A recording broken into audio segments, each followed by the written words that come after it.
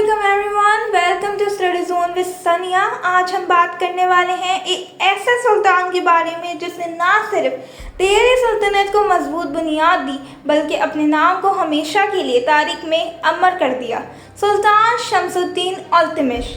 क्या आप जानते हैं कि अगर इल्तुतमिश ना होता तो शायद दिल्ली सल्तनत अपने पहले ही दौर में ख़त्म हो जाता। और क्या आपको मालूम है कि उसने अपने वक्त में ऐसी चालाक सियासत, मजबूत एडमिनिस्ट्रेशन और शानदार इमारतें बनवाई कि जो आज भी उसके नाम को ज़िंदा रखती हैं।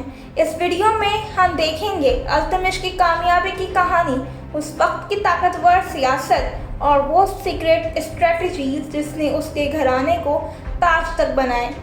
So stay tune till the end, क्योंकि ये कहानी सिर्फ एक सुल्तान की नहीं बल्कि पूरी दिल्ली सल्तनत की तकदीर बदलने वाली कहानी है। सुल्तान शमसुद्दीन इल्तुतमिश की इब्तदाई ज़िंदगी। इल्तुतमिश का ताल्लुक वसाती एशिया के एक मशहूर तुर्क कबीले अलबारी से था। वो इस कबीले के एक सरदार सलीम खान के घर पैदा हुआ। इल्तुतमिश ना सिर्फ बेहद खूबसूरत और हसीन था बल्कि बेशुमार और बेहतरीन जहानत और एक आला इखलाक का भी मालिक था। बचपन से ही उसकी मासूम आदतों से भी इसकी जहानत झलकती थी। इसी वजह से वो अपने वालिदैन के साथ साथ दूसरों को भी बहुत प्यारा लगता था। लेकिन इसकी ये खूबसूरती और जहानत इसके सौतेले भाइयों को पसंद नहीं आई। वो इसे जलने लगे और एक दिन भाइयों ने मौका पाके उसे एक ताजिर गुलाम के हाथों बेच दिया। ताजिर ने इसे आगे एक और शख्स को बेच दिया जिसका नाम सदर जहां था। इसने इल्तुतमिश की अच्छी परवरिश की और अपने बच्चों के साथ रखकर तालीम और तरबियत दी। बाद में इल्तुतमिश को एक और ताजिर हाजी जमालुद्दीन चिश्तवाड़ ने खरीद लिया और इसे गजनी ले आया ताकि बेच सके। इस वक्त सुल्तान मोहम्मद गौरी गजनी में मौजूद था। हाजी ने इल्तुतमिश को सुल्तान के सामने पेश किया और बहुत ज़्यादा कीमत मांगी। सुल्तान ने नाराज़ होकर हुक्म दिया कि कोई भी इस गुलाम को ना खरीदे। इस पर हाजी इल्तुतमिश को वापस बुखारा और फिर बगदाद ले गया, मगर वहाँ भी इसे कोई खरीदार ना मिला। आखिरकार वो दोबारा गजनी वापस आया। इत्तेफाक से गजनी में कुतुबुद्दीन ऐबक की नज़र इल्तुतमिश पे पड़ी। कुतुबुद्दीन ने सुल्तान मोहम्मद गौरी से दरख्वास्त की कि वो इसे खरीदना चाहता है। सुल्तान ने इजाज़त दे दी लेकिन शर्त रखी कि खरीदारी हिंदुस्तान में हो। इसके बाद कुतुबुद्दीन ऐबक ने हिंदुस्तान आकर 1 लाख चेतल तकरीबन 2500 रुपये देकर इल्तुतमिश को खरीद लिया। कुतुबुद्दीन को इल्तुतमिश बहुत पसंद आया। इसने ना सिर्फ इसकी अच्छी तरबियत की बल्कि इसे मुख्तलिफ ओहदे भी दिए। पहले इल्तुतमिश को मीर शिकारियों का सरदार बनाया गया, फिर गवालियर का हाकिम बनाया गया। इसके बाद बुलंद शहर और गदाइयों का हाकिम बनाया गया। इल्तुतमिश ने हर जगह अपनी जहानत और सलाहियत का लोहा मनवाया। जब सुल्तान शहाबुद्दीन गौरी आखिरी बार घकरों के खिलाफ मुहिम के लिए पंजाब आया तो कुतुबुद्दीन ऐबक और इल्तुतमिश भी इसके साथ शामिल हुए। जंग के दौरान इल्तुतमिश ने बेमिसाल बहादुरी और शजाअत दिखाई। सुल्तान शहाबुद्दीन गौरी इससे बहुत मुतासिर हुआ और खुश होकर इसे खिलत-ए-एज़ाज़ का लिबास अता किया और कुतुबुद्दीन ऐबक से कहा कि इल्तुतमिश को गुलामी से आज़ाद कर दे। जल्द ही कुतुबुद्दीन ऐबक ने इल्तुतमिश को आज़ाद कर दिया और अपनी बेटे का निकाह इसके साथ कर दिया। इस तरह इल्तुतमिश गुलामी की जंजीरों से निकल आया, एक आज़ाद और बाइज़्ज़त ज़िंदगी में दाखिल हुआ। अब इसके सामने इक़्तिदार और कामयाबियों की नई दुनिया खुलने लगी। इल्तुतमिश के तख्तनशीनी 1211 ईस्वी 1210 ईस्वी में कुतुबुद्दीन ऐबक का इंतकाल हुआ। उस वक्त इल्तुतमिश बदायूं में था। इस दौरान दिल्ली के बड़े लोगों उमरा ने कुतुबुद्दीन ऐबक के गोद लिए हुए बेटे आराम शाह को बादशाह बना दिया, लेकिन आराम शाह कमज़ोर और नाअहल साबित हुआ। सिर्फ 1 साल के अंदर ही सल्तनत में बदअमनी और बेसकूनी फैल गई। ये सूरत हाल देख कर दिल्ली के उमरा ने शमसुद्दीन इल्तुतमिश को बादशाह संभालने की दावत दी। आराम शाह ने बचने की कोशिश की लेकिन हुकूमत के बड़े लोगों ने इसका साथ ना दिया। इस तरह 1211 ईस्वी में इल्तुतमिश ने आराम शाह को शिकस्त देकर दिल्ली के तख्त पर कब्जा कर लिया। अब दिल्ली सल्तनत का असल मरकज़ बन गया। इल्तुतमिश की इब्तदाई मुश्किलात। तख्त पर बैठने ही इल्तुतमिश को चारों तरफ से मसाइल ने घेर लिया। कुतुबुद्दीन ऐबक की वफ़ात के बाद आराम शाह के दौर में सल्तनत के हालात बहुत ख़राब हो गए थे। ख़ास तौर पर आराम शाह और इल्तुतमिश के दरमियान तख्त के लिए लड़ाई ने सूरत हाल को मज़ीद बिगाड़ दिया। इन्हीं दिनों बंगाल में अली मर्दान ने अपनी आज़ादी का ऐलान कर दिया। इस तरह मालवा और रितंबर में भी बगावत शुरू हो गई। नासिरुद्दीन का माचा जो ऊँट और सिंध पर काबिज था, इसने बठिंडा, कराकोरम, सोसा और लाहौर पर भी कब्जा कर लिया। इसी दौरान ताजुद्दीन यलदौज जो गजनी का हाकिम था, एक चाल चला। इसने अल्तमिश को अपनी तरफ से एक खास खिल्लत शाही तोहफा भेजा। इसका मकसद ये था कि अल्तमिश को ये जताया जाए कि वो अभी भी यल्दोस का मातहत है और इसी की वजह से हिंदुस्तान पे हुकूमत कर रहा है। ये बात दरअसल अल्तमिश की तौहीन थी। मज़ीद ये कि इस ताल्लुक़ को मानने का मतलब ये भी था कि अल्तमिश को ख्वारज़म शाह और मंगोलों के खतरे का सामना करना पड़ सकता था, क्योंकि ख्वारज़म शाह गजनी पर कब्जा करना चाहता था और मंगोल ख्वारज़म शाह पर हमला कर रहे थे। अल्तमिश ये सब कुछ समझ रहा था, लेकिन हालात इसके हक में नहीं थे, इसलिए वो इस वक्त ताजुद्दीन यल्दोस के खिलाफ कोई हमली कदम न। बिरूनी खतरात यल्दोस और कबाचा से टकराव। 1214 ईस्वी में अलाउद्दीन ख्वारज़म शाह ने ताजुद्दीन यल्दोस को गजनी से भगाकर पंजाब की तरफ धकेल दिया। यल्दोस लाहौर पहुंचा और वहां कबाचा के अफसरों को निकालकर पंजाब पे कब्जा कर लिया।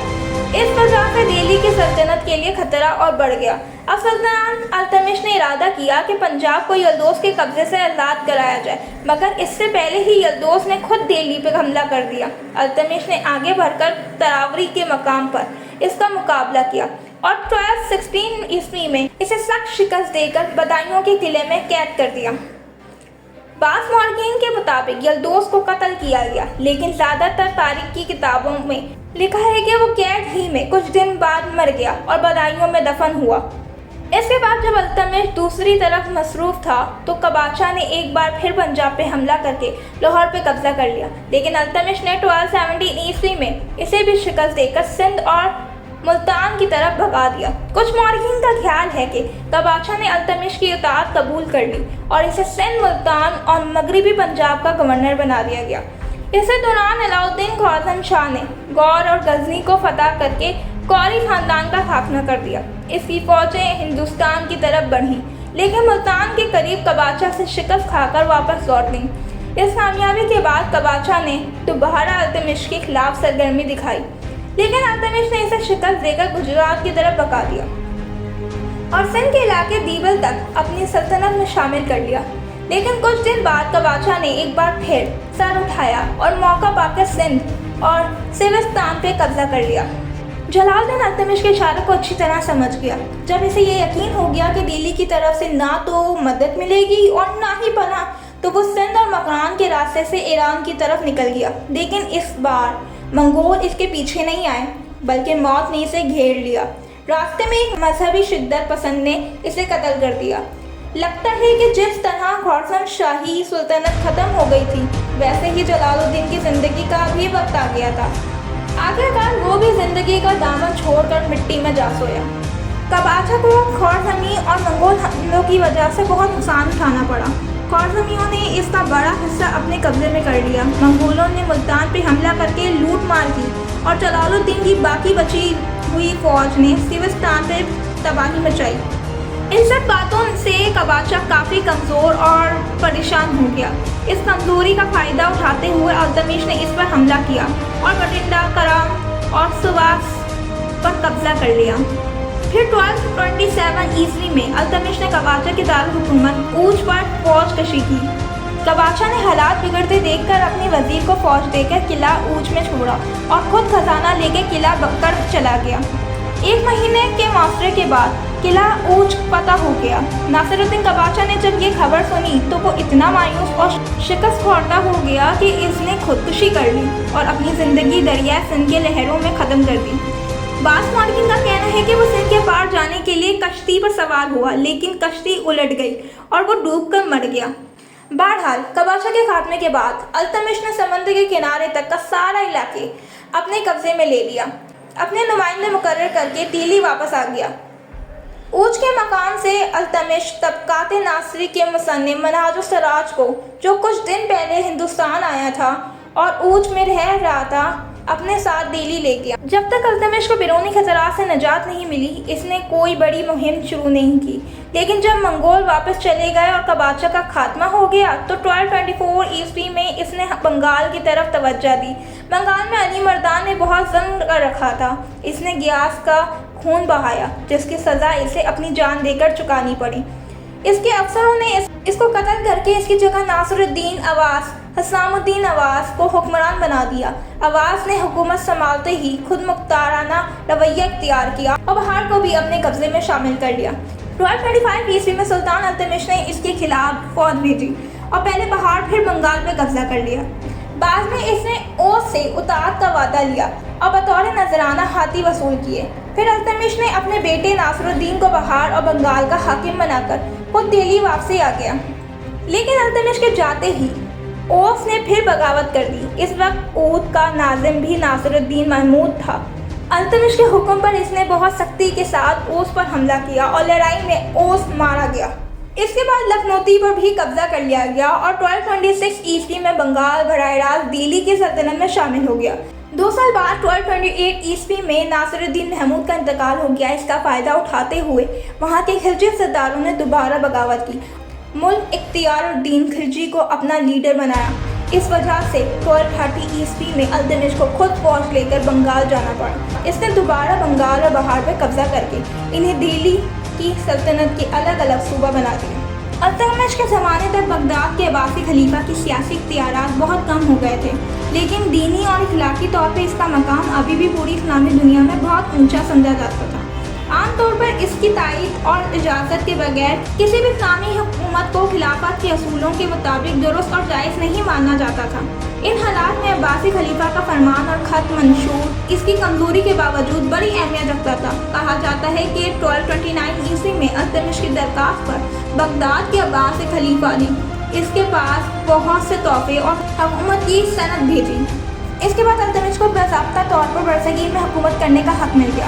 یوں دہلی کی سلطنت مکمل طور پر غزنی اور غور کی سلطنت سے الگ ہو گئی اور ان کی برتری بھی ختم ہو گئی۔ التمش کی موت۔ تاریخ فرشتہ طبقات اکبری اور منتخب التوارق کے مطابق 1236 عیسوی میں التمش ملتان یا طبقات ناصری کے مطابق دیانہ کی مہم پر نکلا، لیکن راستے میں بیمار ہو گیا۔ اس وجہ سے وہ واپس دہلی آ گیا اور 26 سال کی عمر میں حکومت کرنے کے بعد 29 اپریل 1236 عیسوی کو وفات پا گیا۔ اس کا مقبرہ پرانی دہلی میں مسجد القوت الاسلام کے ساتھ آج بھی موجود ہے، لیکن ڈھکا ہوا چھت والا نہیں ہے۔ التمش کی عمارتیں۔ قطب الدین ایبک نے دہلی فتح کرنے کے بعد مسجد قوت اسلام اور قطب مینار کی تعمیر شروع کی تھی۔ قطب مینار کے صرف نیچے کے 2 حصے ایبک کے زمانے میں بنے تھے۔ سلطان التمش نے باقی اوپر کے درجے تعمیر کر کے اس مینار کو مکمل کیا۔ اس کے علاوہ مسجد قوت الاسلام میں بھی اس کے 3 دروازے اور بڑھائے۔ اسی کے زمانے میں حوض شمس، جسے تالاب شمس بھی کہتے ہیں، بنایا گیا، جو آج بھی اس کی یادگار ہے۔ مجلس انتظامیہ سے التمش کو اپنے بیٹوں کی کم قابلیت کی وجہ سے اپنے خاندان کے مستقبل کی بڑی فکر تھی، اس لیے اس نے اپنے خاندان اور دہلی کی سلطنت کے تحفظ کے لیے اپنے 40 خاص غلاموں کی ایک مجلس انتظامیہ بنائی، جو غلامان چہلگائی 40 غلام کے نام سے مشہور ہوئی۔ یہ مجلس حکمرانوں کو ضروری کاموں میں مشورہ دیتی تھی۔ اگرچہ اس جماعت نے وقت گزارنے کے ساتھ اپنی طاقت بڑھا لی اور حکومت کی اختیارات کو کمزور بھی کیا، لیکن پھر بھی انہوں نے اپنی آقا التمش کے خاندان کو تخت و حکومت میں قابض رہنے میں بہت مدد دی۔ سلطان کے عادات و خصائص۔ سلطان شمس الدین التمش ایک سمجھدار، منظم، رحم دل، نیک، بہادر اور علم و ہنر کی قدر کرنے والا حکمران تھا۔ وہ ہر وقت لوگوں کی بھلائی کے بارے میں سوچتا تھا۔ اس نے عوام کو تعلیم دینے کے لیے مختلف جگہوں پہ مدرسے اور تعلیمی ادارے بنوائے۔ وہ علم و ادب سے محبت کرتا تھا اور علماء کا باصلاحیت لوگوں کی ہر طرح مدد کرتا تھا۔ خاص طور پر جب تاتاری حملوں کی وجہ سے بخارا، غزنی، سمرقند اور نیشاپور جیسے شہروں سے ہزاروں علماء اور ہنرمند ہندوستان آئے تو سلطان نے ان سب کا بہت خیال رکھا۔ اس نے علماء کے لیے وظیفے مقرر کیے اور کاریگروں کو کام پر لگایا۔ ان سب کاموں سے اس کی ثقافت، ہمدردی اور بڑے دل کا اندازہ ہوتا ہے۔ وہ جتنا خوبصورت تھا، اتنی ہی اچھی عادتوں والا بھی تھا۔ قدرت نے اسے شکل و صورت کے ساتھ اچھی سیرت سے بھی نوازا تھا۔ اس کی زندگی پاکیزگی، بہادری، ہوشیاری اور انصاف پسندی سے بھری ہوئی۔ وہ ہر وقت مظلوموں کی فریاد سننے کے لیے تیار رہتا تھا۔ اس نے حکم دیا تھا کہ فریاد کرنے والے رنگین کپڑے پہن کر آئیں تاکہ دور سے ہی پہچانے جا سکیں اور ان کے مسائل فوراً حل کیے جائیں۔ اس کا خیال تھا کہ بعض لوگوں پر رات کو ظلم ہوتا ہے، اس لیے ان کے انصاف میں دیر نہیں ہونی چاہیے۔ اس مقصد کے لیے اس نے اپنے محل کے باہر 2 بڑے پتھر کے شیر رکھوائے، جن کی گردن میں لوہے کی زنجیر کے ساتھ گھنٹیاں لٹکی ہوئی تھیں۔ مظلوم رات کو آ کر گھنٹیاں بجاتے تو سلطان خود باہر آ جاتا اور ان کی شکایت سنتا تھا۔ بادشاہ ہونے کے باوجود وہ درویش جیسا انسان تھا۔ وہ بہت سادہ دل اور عاجز مزاج رکھتا تھا۔ وہ بہت کم سوتا، کم کھاتا اور زیادہ تر ذکر الہی اور عبادت میں مصروف رہتا تھا۔ وہ نماز پنجگانہ مسجد میں بجماعت ادا کرتا تھا۔ اسے شان و شوکت اور ظاہری دکھاوے سے نفرت تھی۔ اس کی زندگی سادگی سے بھری ہوئی تھی۔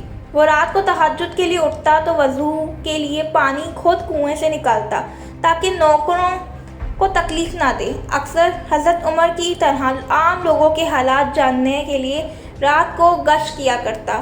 اسے علماء، نیک لوگوں اور بزرگوں کی صحبت بہت پسند تھی۔ اسے حضرت خواجہ قطب الدین بختیار کاکی سے گہری عقیدت تھی اور وہ اکثر ان کی محفل میں حاضر رہتا تھا۔ معراج السراج کے الفاظ میں لین پول لکھتا ہے کہ کبھی کوئی بادشاہ ایسا ایماندار، نیک دل اور درویشوں کا احترام کرنے والا نہیں گزرا۔